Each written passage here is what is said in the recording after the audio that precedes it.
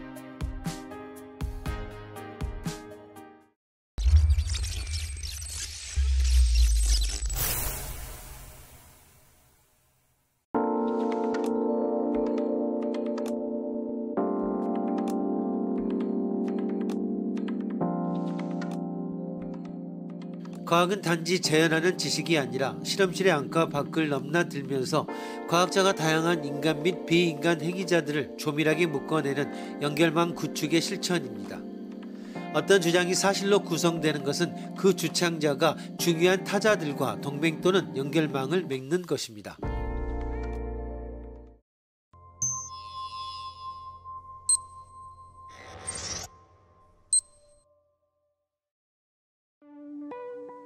달은 아주 동그란 것과는 거리가 멀고 꽤 일그러진 구조를 갖고 있다. 그래서 인력은 작용하는 장소에 따라 미묘하게 크기를 바꾼다. 또 달을 어느 방향으로도 회전하지 않도록 균형을 잡도록 억누르고 있다. 이러한 힘의 전체가 달의 뒤편을 우리의 눈에서 숨기고 있다. 달의 토끼가 방아를 찧고 있다는 말도 사실은 세심한 달 관측에서 시작되고 있듯이 달의 운동도 새로운 시정을 불러일으킨다. 물리학자는 관찰과 논리와 수식을 주된 표현의 수단으로서 이용하여 이 우주의 절묘함을 소리 높여 노래하는 시인이다. 뉴턴의 사과 사건을 말해보자. 사과의 낙하를 보고 만유인력을 생각해냈다. 드라마틱하지만 사과에서 만유인력까지 거리가 너무 멀지 않은가? 거기에 무언가 더 있어야 하지 않을까? 이야기를 더 해보자.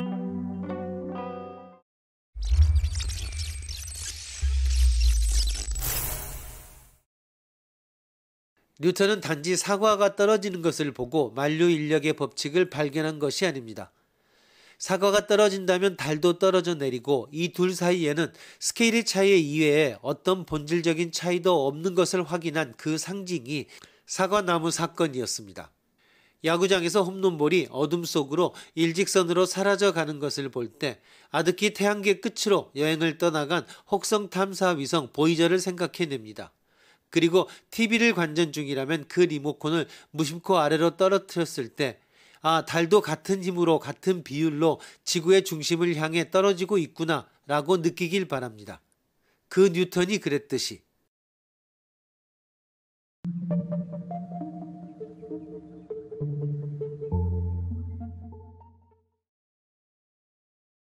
과학적 지식은 어떻게 생성될까?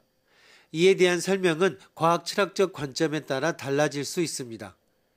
그중 하나가 경험적 검증 가능성에 의해 과학적 진술의 의미를 판가름하는 논리 실증주의적 관점입니다.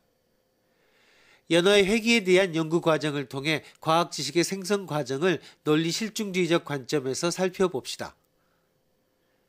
과학자들은 연어가 어떻게 태어난 곳으로 돌아오는지 설명하기 위해서 시각 가설, 지구 자기장 가설, 후각 가설과 같은 설명 방법을 생각해냈습니다. 첫째, 시각 가설을 검증하기 위해 과학자들은 미국 북서부 지역의 두 하천인 이사카와 포크에 도착한 연어들을 각각 잡아 표시했습니다.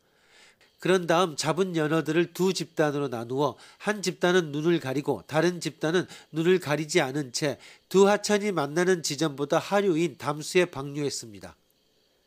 실험 결과 포획된 곳으로 돌아온 연어의 수는 두 집단 간에 별로 차이가 없었습니다.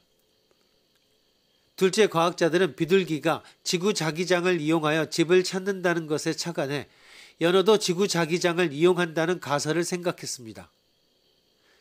그러나 실험 결과는 지구 자기장 가설을 지지해 주지 않았습니다. 셋째, 과학자들은 뱀장어 연구에서 아이디어를 얻어 후각 가설을 검증하기 위해 시각 가설을 검증한 곳에서 같은 방법으로 실험했습니다.